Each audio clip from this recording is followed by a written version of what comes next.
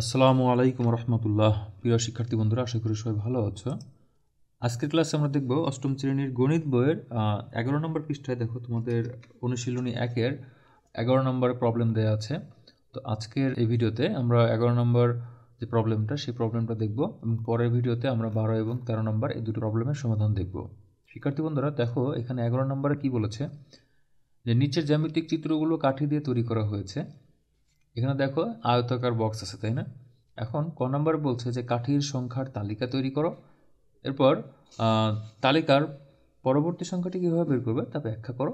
এরপর গ নম্বর বলছে যে কাঠি দিয়ে পরবর্তী চিত্রটি তৈরি করো এবং তোমার উত্তর যাচাই করো। তো শিক্ষার্থী বন্ধুরা, আমরা মনে করো অঙ্কটা এখানে তুলে নিলাম। তো এর সমাধানে আমরা কি লিখতে পারি যে ক নম্বর, যেহেতু তালিকা তৈরি করতে বলেছে, তাহলে আমরা এই চিত্রটা যে চিত্রটা রয়েছে কাঠির তালিকা, আমরা লিখবো যে চিত্র অনুযায়ী, ঠিক আছে, চিত্র অনুযায়ী কাঠির তালিকা। কাঠির তালিকা, তালিকা বলতে কি বোঝায় তোমরা জানো যে কয়টি করে আছে, তাই না? তো তোমরা এটা একটা কাজ করতে পারো, এখানে সরাসরি লিখতে পারো যে প্রথম চিত্রের কাঠি আছে দেখো কয়টা, 4টা, তাই না? এরপর পরের চিত্রে দেখো 4টা তো এখানে আছে, 5, 6, 7, তাই না? 7টি। এরপর 8, 9, 10, তাই না? এভাবে কিন্তু সরাসরি লেখা যায়, কোনো সমস্যা নেই। আর তোমরা যদি চিন্তা করো যে না তোমরা একটু ভেঙে করবে, তাহলে তোমরা এভাবে করতে পারো যে তোমরা প্রথমে কি করলে যে এখানে একটা লিখলে যে প্রথম চিত্র, ঠিক আছে, প্রথম চিত্র, তারপর হচ্ছে দ্বিতীয় চিত্র, এরপর তৃতীয় চিত্র, তাই না? তৃতীয় চিত্র তোমরা লিখলা, লেখার পর তোমরা কি করলে সুন্দর করে একটা বক্স করে দিলে। এইভাবে বক্স করেও কিন্তু তোমরা এটা করতে পারো, কোনো সমস্যা নেই। তাহলে প্রথম চিত্রে দেখো কাঠি কয়টি, 4টি, দ্বিতীয় চিত্রে কাঠি 7টি, তৃতীয় চিত্রে কাঠি 10টি।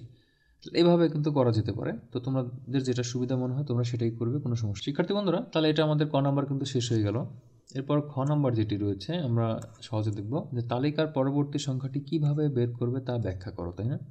কিভাবে বের করব? তাহলে আমরা কি করব, আমরা কয়ে দেখো আমরা যে তালিকাটি বের করেছি সেই তালিকাকে আমরা বীজগণিতিক রাশিতে প্রকাশ করব, তাই না? তো আমরা লিখে ফেলবো যে ক হতে, ক এর তালিকা হতে যে প্রথম চিত্রে কাঠির সংখ্যা, প্রথম চিত্রে কাঠির সংখ্যা কয়টি, 4টি, তাই না? এরপর দ্বিতীয় চিত্রের কাঠির সংখ্যা কয়টি, 7টি। 7টিকে আমরা কিভাবে লিখতে পারি শিক্ষার্থী বন্ধুরা? প্রথম চিত্রের সাথে যদি আমরা মিলাই তাহলে লিখতে পারি এভাবে যে 3 গুণন 2 যোগ 1। এখন প্রশ্ন হচ্ছে স্যার আমি এটা কোথায় পাবো, তাই না? তোমরা দেখো, তোমাদেরকে আমি আগের ভিডিওতে বলেছিলাম যে এই দুজনের মাঝখানে যে ডিফারেন্সটা হবে, এই দুজনের যে ডিফারেন্সটা হবে এটা হচ্ছে এরকম গুণের মতো থাকবে, ঠিক আছে? তাহলে দেখো দুজনের ডিফারেন্স কত, 3, তাই না? তাহলে 3 যদি আমি লিখি 7 বানানোর জন্য, তাহলে কী করতে হবে, 3 গুণন 2 যোগ 1। তাহলে আমি 4কেও কিন্তু দেখো সুন্দর করে লিখতে পারি এভাবে যে 3 গুণন 1 যোগ 1, তাই না? এভাবে কিন্তু লেখা যায়। এরপর আবার তৃতীয় চিত্রে কাঠির সংখ্যা, তৃতীয় চিত্রের কাঠের সংখ্যা কয়টি আছে, টোটাল 10টি, তাই না শিক্ষার্থী বন্ধুরা? তাহলে এক্ষেত্রে আমরা কি করতে পারি যে 3-এর গুণ আকারে যদি লিখি, তো 3 গুণন 3, 10 বানানোর জন্য 3 তিরিক্ষে 9 যোগ 1, তাই না? তাহলে দেখো আমাদের প্রতিবারই কিন্তু দেখতে পাচ্ছি যে এখানে 3 থাকছে, তাই না? 3 গুণন আকারে থাকছে।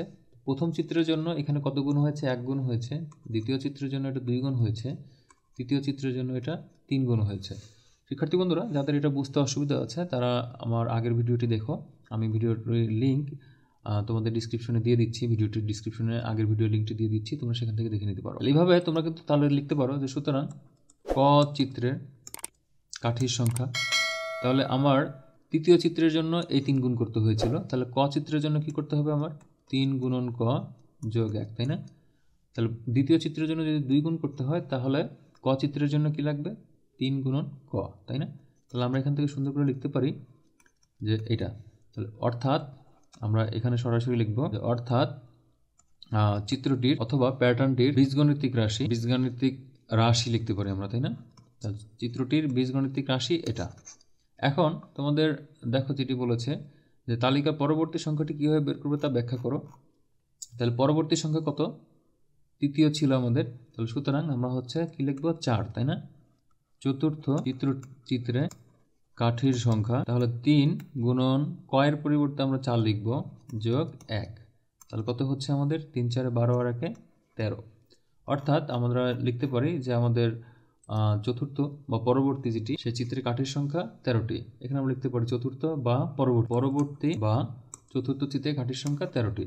এভাবে কিন্তু আমরা খুব ইজিলি এটা বের করতে পারি, তাই না শিক্ষার্থী বন্ধুরা?